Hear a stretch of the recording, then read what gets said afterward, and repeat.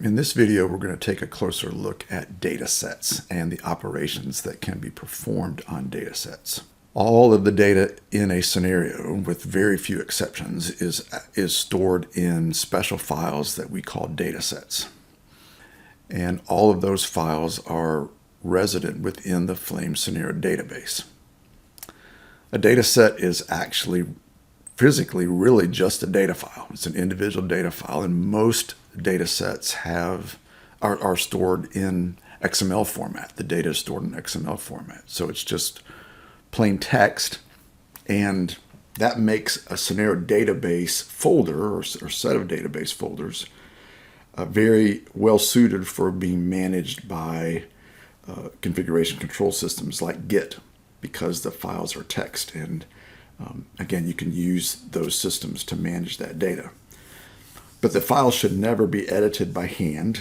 You might, if you get really advanced in Flames, you might go in and look at a file sometime, but it should never be edited by hand. If you edit by hand, you can mess up the format and end up corrupting your scenario. But it's important to understand they are just really files, so you don't have to make it more complicated than it really is. They're just files, but they're special files because you never browse for them through the operating system file explorer. You always work with those files through the Flames applications, in particular Forge, but other applications work with data sets as well. So we store all this data in the Flames database, and it gives us a very nice high-level interface to working with the data associated with a scenario. It gives us the tools to be able to work with that data in ways that we would not be able to work with it if those were just flat files out on a disk. And you'll see that the user interface that we're going to look at right here makes it really easy for us to work with data sets. The other thing that's very important about the Flames database, well, actually many things are important about it, but the Flames database is forward and backward compatible with different versions of Flames. So as most of the data in the database is actually data that's associated with the meta objects, which are members of classes that are written by our customers, software developers. So they can put any kind of data in the database that they want. So it's their data. Flames doesn't know about the internal data of different classes. We have to have a database management system that is capable of storing data for objects that we at Turnitin did not create. That's something that is very, very unique about our database. So it may not be unique, but it's very unusual about our database. It's very powerful. We had to solve that problem in order to be able to create a true framework that allows people to write their own models with their own input parameters and still store those input parameters in our database. That was a very hard problem to solve, but we solved it. And in the process of solving it, we had to deal with versioning. So what happens if a developer changes the format of the data, or not the format, but the content of the data for their class?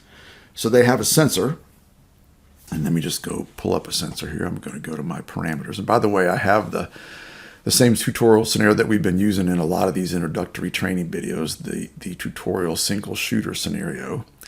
And I made my own copy of it, so I own the scenario, but I don't own the data sets in the scenario, and we'll talk about that in a minute. Let me go to the sensors window, and I have a sensor right here, and it's got several different parameters associated with it. Let's say I'm the guy who developed that sensor, and I want to add another parameter. So I go in here and I change the user interface, and I put another parameter on the screen. I modify the class to use that parameter. And I want that new parameter now to be stored in the Flames database. Well, suddenly I've got data I've got a class that's reading data from the database that has more parameters in it than an older data set that I might already have, like this particular data set right here. It has these parameters in it, but the new class, the new version of that class, has more parameters. So what happens? Well, in most programs, that would cause you a big problem. We'd have to try to figure out how to read that old format, and that's a problem that every program that stores data on a disk has to deal with. What happens when the software is reading and writing different data to a file than the existing files that were created by an earlier version of the software. Well, with Flames, that problem is multiplied thousands of times to be much, much more complicated because the data in the files is not our data. It's data that's been written by classes that have been written by our customers. And how many customers are there and how many classes are there?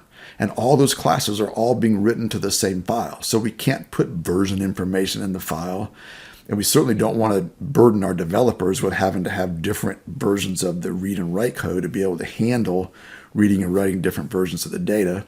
So one of the very special features of our database is that not only can it store data for objects that we didn't write, it can store data for objects that have different versions. And in most cases, data in the database is forward and backward compatible with any version of a class, any new or old version of a class. If you are a developer and you get a chance to look at software development, you'll find out that that's taken care of automatically. That you as a software developer don't have to write any extra code to get that automatic forward and backward compatibility. So data sets are very, very special. That's why we're not just using regular old flat files. That's why we have this database manager that manages the data sets. It's extremely powerful. And it's one of the things that makes Flames so useful, and it makes Flames really a true framework. We do something that very few other systems in general, and certainly very few other simulation systems can do. So back to data sets now. I'm going to take a look at this particular sensor data set. And I'm going to show you how we can perform different operations on this data set. In fact, I think for this, I'm not going to use a sensor data set. I'm going to use the platform data set because I've got a couple of objects in the platform data set. Makes it a little more interesting. So if you look at the windows in Forge, in fact, I'm just going to open up a bunch of them here. Let me go to this unit right here. And I'll go to all the models that are attached to the unit, and I'm just going to open up a bunch of windows here. So the platforms window, the sensor window, the subsystem window, the weapon system window, the cognition model window. So these are the windows that open the meta objects for all the different kinds of objects that are attached to this unit. The thing I want to show you is that the tops of these windows, the units window itself, and all these other windows, if I look at the tops of these windows as I go across, the tops of these windows look the same, or almost exactly the same. So they have the same kind of menus and the same kind of tool buttons. There are some slight differences from time to time, but they look the same. In particular, these operations right here, which relate to data sets, which are all associated with this menu right here. You can use a tool button or the menu. Those are the same, are almost always exactly the same. So if I go to this weapon system window, the same, go to cognition model, subsystem, platforms, even units, I got the same set of data set operations. So what we're going to learn in this video about how to work with data sets is going to apply to any type of data set that's in Flames. Now, as you've already learned, and I'll repeat it here just to remind you, there are lots of different types of data sets in Flames, and each data set stores a different primary class of object.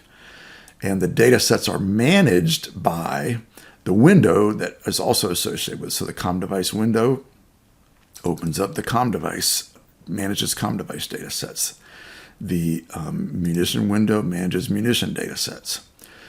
So even though there's a bunch of different kinds of windows out here, they all work the same, and they all manage data sets, and they all work with those data sets in the same way.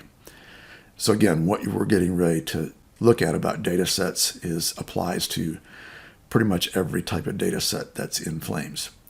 The thing I want to point out when I'm looking at this window is that all the data in a scenario is all stored in data sets. We don't see any flat files out here. This is the entire all the data that is in this particular data scenario. It's all in these different data sets. So they're all in the Flames scenario database.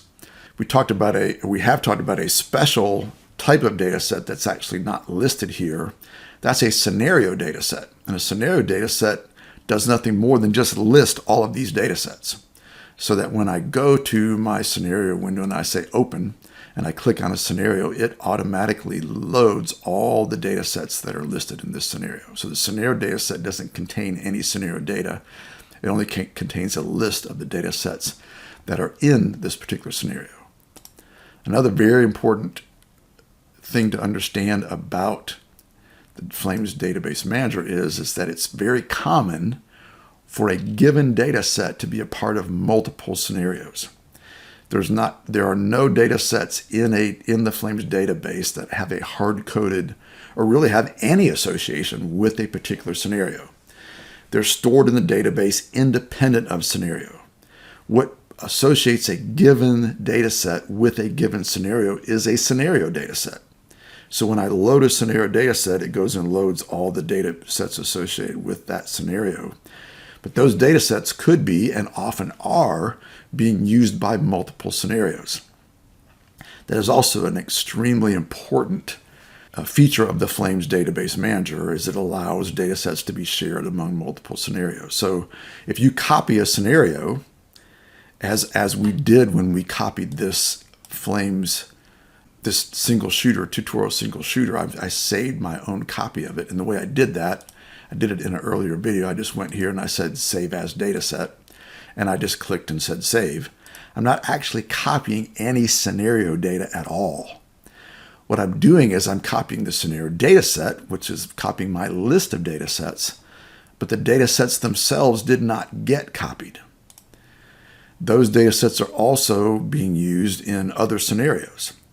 That dramatically cuts down on the amount of data that you have stored in your scenario database, and it gives you a way to manage your data in a way that you can't if you just store scenario data in flat files that are unique to a given scenario. Some simulations have a lot of their scenario data just stored in a scenario file or in a set of scenario files that are unique to a given scenario, and if you copy that scenario, you copy all of those files and create unique copies of all that data. So if I've got platforms and jammers and everything, I'd get new copies of all that data.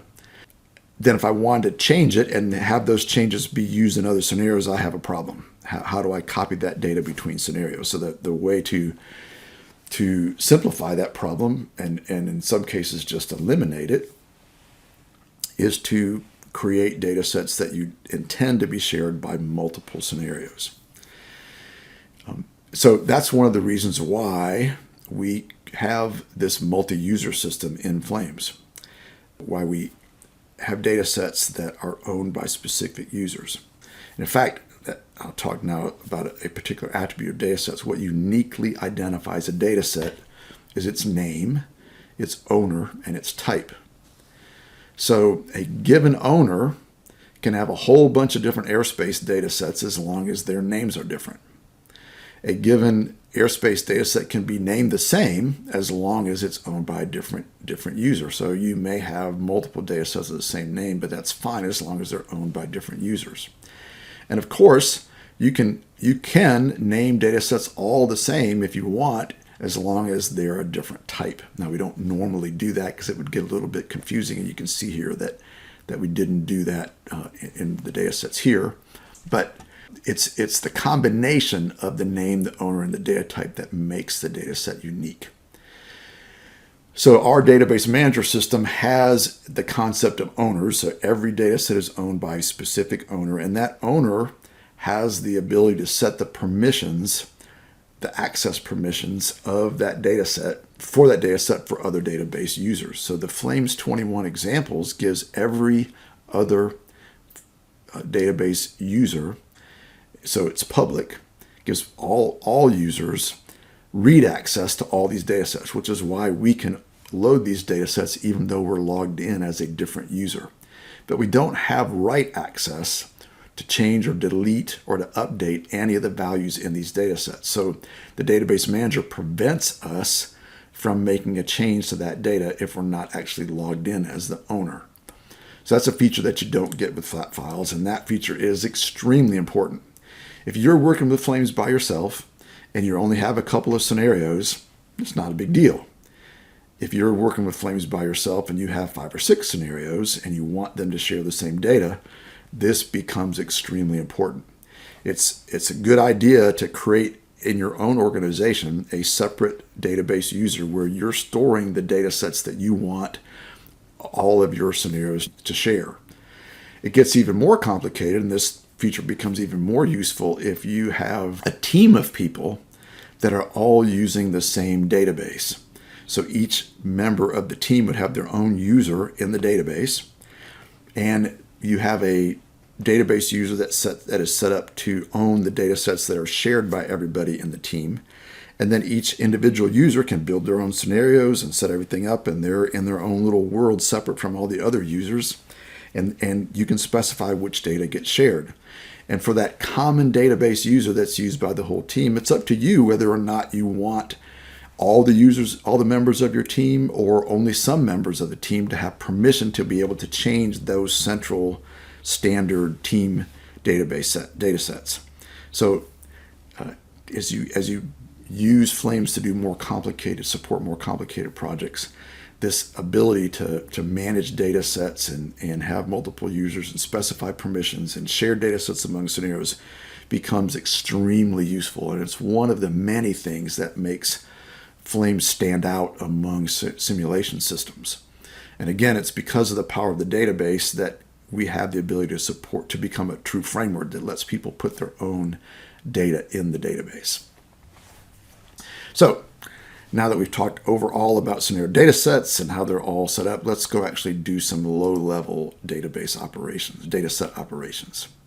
So one thing I can do is I can load and drop data sets. That's basically like opening and dropping a file. When I load a data set, it pulls up something like a file explorer. It's a little bit more simple. And it gives me all the data sets that I own of just that type. So I don't have to wade through a bunch of different files in different places. It just shows me, here's my data processor, or in this case, my unit data sets. And if I have permission to load data sets that are owned by somebody else, I can select that other user. And so it just shows me which other users have data sets that I have permission. If there are other database users in the database that have data sets that have not granted me specifically permission to access, then I would not see those users in this list. So I click here, and now it shows me all the unit data sets that are owned by this user that I have access to, at least to be able to use the data. So this particular guy I already have loaded. If I say, you've already got it loaded, you want to overwrite it, I could say yes or no because it's the same data, so I'll just say no. So let me change to the platforms window. And I've got a couple of different platforms loaded here, and I'm going to drop this platforms data set. Now I'm going to warn you that when I drop this data set, I've got units that are trying to employ these platforms, and my scenario is going to blow up. So I go back to my status window here. Let me just make that a little bit bigger. So here's my message that gives me feedback that said I just dropped it. But now I've got all kinds of problems. I've got warnings from the dictionary that there are things referenced in the script dictionary that don't exist. And then I've got errors from the units because I'm trying to employ things that don't exist. So I've got objects in here that other objects in my scenario depend on. I just dropped them, and so every time I make a change to a scenario, this entire scenario gets reconfigured. So I reconfigured the scenario, and so there's objects that say, hey, the data that I need is not here anymore. But I just wanted to illustrate the dropping aspect. So I'll go back out here and load this data set again. And so now I load it, and I don't get any error messages. Everything's fine. So that's basic loading and dropping. If I load multiple data sets, so let me do this. I'm going to take this particular, I'm going to be in this window platform. I'm going to create a new data set. So that's another operation that I can do, say new. When I create a new data set, it is by default, it's empty. There's nothing in it. And it gives it a default name of untitled, just like if you open up a new Microsoft Office document, it by default will be named untitled. And there's nothing in it. So I now have it and I can put stuff in it. When I try to save that data set, which is another operation, it will prompt me for a name. But Before I do that, let me just show you that when I have another data set loaded, when I click on this Dataset Browse button right here, it shows me all the data sets of this particular type that are loaded in my scenario. And most data sets, you can load as many of them as you want. So you don't have to put all your platforms in one data set. You can have platforms that you get from some standard data set database and user, and then you can have your own that you are using for this particular scenario. So it's not uncommon to find scenarios that'll have 2 or 3 or maybe even more data sets of a given type because they're using data from multiple places. You have a lot of flexibility in how you do that. So that's creating a new data set. If I want to drop that data set, I can just click Drop Data Sets, and now it lists both the data sets that I have. I can click it and say drop or double click. It says I haven't saved it yet. That's okay. I don't want to save it. So I'll say no. Before I talk about saving new data sets, let's talk about saving existing data sets. All the changes that you make in Flames are all in memory. It's just like a Microsoft Word document. When you're editing that document, unless you have autosave turned on, which we don't have an autosave feature for Forge, all your changes are made just in that document. And if you exit the application without saving your changes do not get saved on disk. Same is true for the data that you have loaded in a Flame scenario. The data is not saved on disk unless you save it. So I can't save anything in this particular data set. If I try to do a save operation, it's going to fail because I don't have permission to save. So I'm going to do something here. I'm going to create a new data set, and like I did before, and I'm going to take this and I'm going to call it Light Truck 2 and accept. So now I've got these two objects that are in this data set, and I've got this object that's in my new data set called Untitled.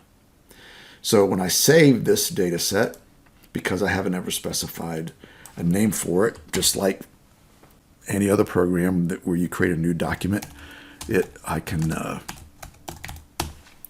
prompt me for a name, so I save it. So now I've got two data sets loaded here, one that has my platforms in it and one that has the platforms that come from the Flame Scenario database example user.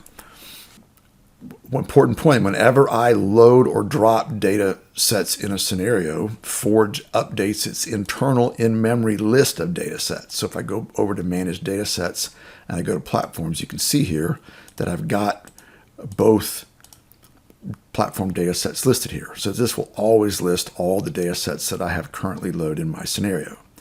And by the way, I can load and drop from here as well. I don't normally do it from here. I normally do it right where I'm working, but you can do it from here as well. So drop a whole bunch of data sets, load a whole bunch of data sets. You can do it from this window. I have this new data set in memory, and I have it listed in my list of data sets that are part of this scenario. That data set will not be listed in the data set, in the scenario data set that is saved in the database unless I save the overall scenario. So just loading a data set in the scenario doesn't save the scenario data set. No data set gets saved to the database unless you save it. So everything you do in memory is not saved. It's not permanent unless you say you want it to be permanent. So if I save this data set, that put this data set in the database, but my list of data sets that are stored in my scenario data set has not been updated. So if I close this scenario, try to close it, so I'll try to quit Forge. It's saying data in the current scenario has been modified without being saved. Quitting Forge first will cause this data to be lost. So I did save the platform data, but my scenario data set was not updated. So if I tried to load that scenario again, it would not remember that this platform data set was a part of my scenario. So I'm going to cancel my quit operation. I'm going to go up here and save the overall scenario. So when I do that, it updates the scenario data set. So it says scenario such and such saved. So that data set is updated, and it also will save any data set to which I have made changes. So I don't have any, but let me just show you. Let's go up here and just hit accept. So it looks like I've made a change to my data, and then I'm going to hit save. So now you see that it saves the platform data set, because it knows that I modified something. And then it saves the scenario data set right here that updates my list of data sets that are in this scenario. So it's really a good idea to frequently during scenario editing, if you want to keep the changes that you make, just go up here and hit this save button. That'll make sure that you get an updated list of the data sets in your scenario, and it'll automatically save any data set that's been modified. So I've got the ability to create a new data set, load, save. I can do a save as, which just makes a copy of it. I can save all. I can drop all. So those are all pretty straightforward. I can filter the list of entities that I have listed here by data set. So there's a bunch of different filters up here. We're going to talk about these filters more when we talk about working with entities. But the data set related filter, I'm just going to click that. So it will only show me the entities, the objects that are in the currently selected data set.